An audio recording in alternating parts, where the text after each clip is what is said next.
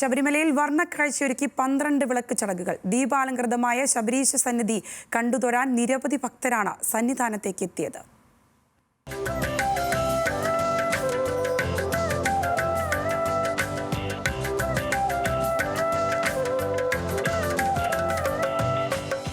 വൈകിട്ട് ദീപാരാധനയ്ക്ക് ശേഷമാണ് സന്നിധാനം ദീപാലങ്കൃതമായത്.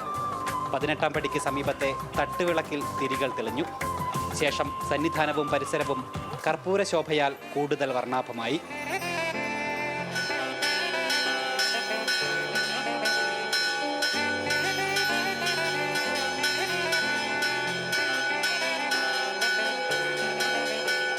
ആയിരക്കണക്കിന് തീർത്ഥാടകരാണ് ദീപക്കാഴ്ച കണ്ടുതൊഴാൻ സന്നിധാനത്തേക്ക് എത്തിയത്.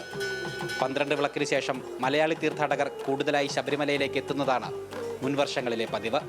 ഇക്കുറിയും തീർത്ഥാടകരുടെ വർധനവ് പരിഗണിച്ചുള്ള സൗകര്യങ്ങൾ ഒരുക്കിയിട്ടുണ്ടെന്ന് ദേവസ്വം ബോർഡ് അറിയിച്ചു.